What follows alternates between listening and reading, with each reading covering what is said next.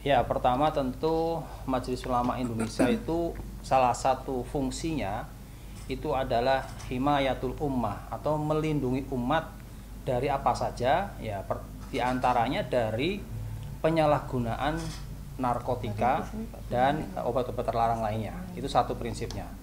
Sehingga dalam peran ini yaitu melindungi umat dari peredaran yang ilegal obat-obat terlarang tersebut. Tentu pertama MUI ya ada keprihatinan. Karena apa? Karena MUI dan mungkin juga banyak elemen masyarakat yang lain itu sudah bergerak, sudah sosialisasi bahaya tentang penyalahgunaan narkotika dan obat-obat terlarang. Toh ternyata masih terjadi lagi dan bahkan harusnya public figure dalam hal ini adalah misalnya artis itu sebagai bagian dari public figure yang diharapkan memberikan pengaruh yang positif kepada masyarakat, namun ternyata juga tidak bisa terlepas dari jerat penyalahgunaan narkoba dan obat-obatan tersebut. Nah, itu keprihatinan MUI. Namun tentu prihatin saja tidak cukup. Nah, disinilah contoh dari Nabi Muhammad SAW yang tidak pernah menyerah, tidak pernah lelah untuk membimbing dan mengayomi umatnya. Ini satu kisah kan Nabi Muhammad kan dakwah ke Taif itu kan. Di sana apa yang diterima Nabi? Bukan sambutan, tapi sambitan. Dikenal itu. Nabi Muhammad sampai dilempari berdarah ya kakinya, wajahnya, sampai kemudian malaikat Jibril aja tidak terima. Muhammad, di sana ada gunung Taif, bukit Taif. Maukah orang-orang yang jahat kepadamu aku timpa kepada gunung Taif itu? Jawaban Nabi apa? La fa innahum la ya'lamun. Jangan Jibril. Mereka berbuat jahat kepada aku itu karena mereka tuh belum tahu. Nah, oleh karena itu Nabi Muhammad terus berdakwah kebaikan sehingga sampai sekarang seluruh jazirah Arab termasuk Taif itu juga mengikuti hidayah dari Nabi Muhammad. Dalam konteks ini, peran Majelis Ulama Indonesia ya seperti yang dicontohkan Nabi. Tidak pernah lelah, tidak pernah menyerah untuk membimbing, mengajak umat yang tersesat untuk kembali ke jalan yang benar. Caranya apa? Tentu dengan cara-cara yang konstitusional dan cara-cara yang diajarkan oleh agama Islam yang penuh hikmah, yang penuh rahmah, ya mengayomi. Ya, tugas MUI itu mengayomi, kemudian berdakwah dengan yang ramah, berdakwah dengan yang penuh kebaikan. Tentu dalam hal ini tetap dalam konteks atau dalam spektrum regulasi yang ada. Demikian. Nah, oke, mungkin sedikit melanjutkan kita tadi misi MUI adalah mengayomi, bimbingan, tokoh masyarakat. Saat ini mungkin kemarin Amar di Cipinang dekat melalui mungkin profil dari yang memberikan bagaimana segala macam. Sekarang satu sambutan sudah dipindahkan ke Nusa Kambangan pada hari ini. Apakah MUI masih akan terus membimbing, memberikan atau mewakili perwakilan yang ada di sana atau seperti apa mungkin? Iya. Dalam hal ini tentu selama itu masih dalam ranah dan wilayah kewenangan Majelis Ulama Indonesia, namanya Majelis Ulama Indonesia, tentu kan wilayahnya di wilayah Indonesia. Pengurus MUI dan Ganas Anar itu juga sebagai leading sektor MUI dalam perlindungan masyarakat dan bimbingan masyarakat dari bahaya penyalahgunaan narkoba itu juga sudah ada pengurusnya se-Indonesia. Maka mereka tuh juga punya hak untuk selalu dibimbing dan dibina oleh MUI dari aspek keagamaan. Jadi yang membedakan Ganas Anar MUI dengan lembaga-lembaga yang lain tentu pembinaan dan kemudian juga pendampingannya itu ada dimensi keislamannya. Nah, tentu kan negara kita ini negara Pancasila yang menjamin berjalannya sila pertama itu ketuhanan yang Maha Esa. Maka semua rakyat Indonesia itu punya hak yang sama untuk menerima bimbingan, menerima pendampingan dari aspek keagamaan sesuai dengan agamanya masing-masing. Nah, dari situlah tadi MUI punya mas'uliyah ummatiyah, namanya tanggung jawab keumatan. Amar Zoni itu saudara kita sebagai umat Islam, Dan juga tentu MUI memperhatikan yang namanya mas'uliyah watoniyah, yaitu tanggung jawab kenegaraan.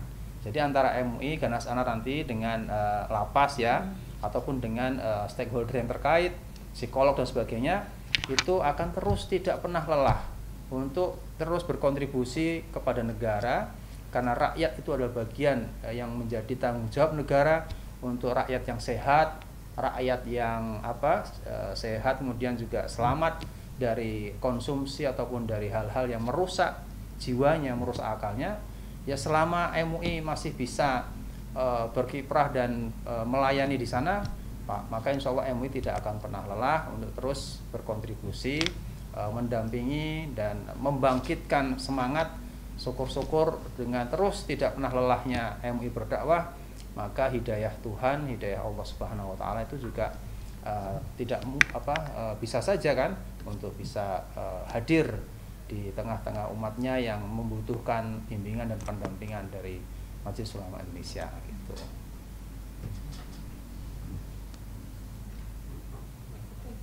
Mungkin Ibu Titin ya. Pak Bunyamin dulu yang dari Ganas Anar ya, dari versinya Ganas Anar, dari keislamannya, dari keagamaan, dari pendekatan spiritualnya, apa yang dilakukan. Terakhir baru saya. Mungkin bisa minta pendapatnya terkait.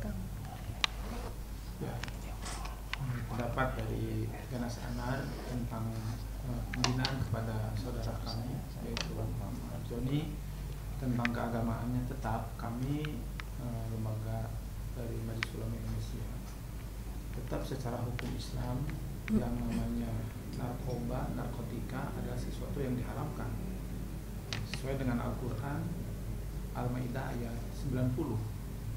A'udzubillahi minasyaitonirrajim. Ya ayyuhalladzina amanu innamal khamru wal maisir wal ansab wal azlam rijsun min amali syaitan fajtanibuhu la'allakum tuflihun. Wahai orang-orang beriman, sesungguhnya khamar, minuman keras, judi, ansab adalah penyembahan berhala, undian dengan anak panah, merupakan perbuatan keji dari perbuatan syaitan. Oleh sebab itu jauhilah supaya kalian mendapat keberuntungan. Jadi secara hukum kami tetap mengatakan bahwa narkoba dan sejenisnya itu adalah diharamkan dalam Islam. Namun kami dengan saudara kami itu yang namanya lupa itu sesuatu hal yang wajar. Namanya juga pun manusia. Al-insanu makhluk khata wa nisyan.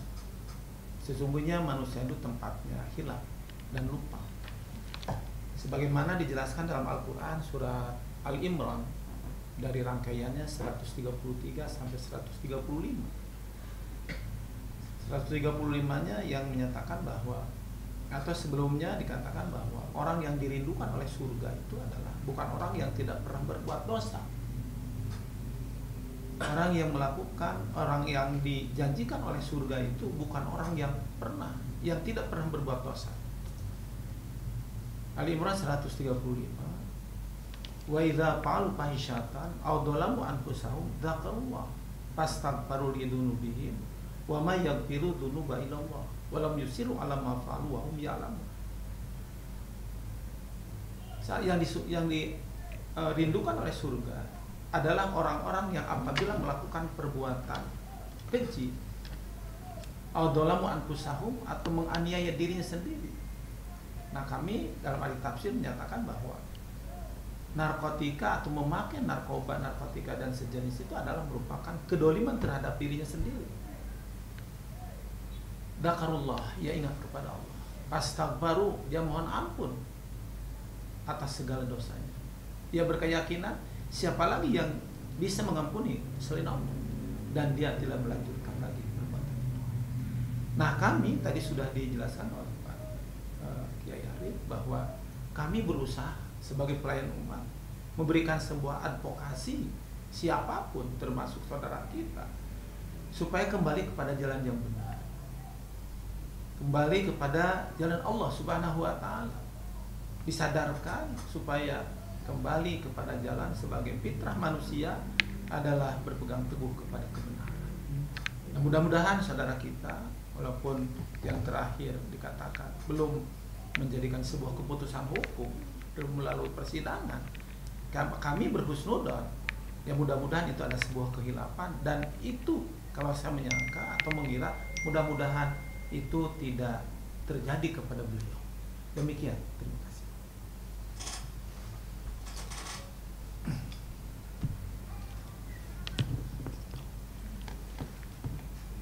Oke, terakhir ya. Kemudian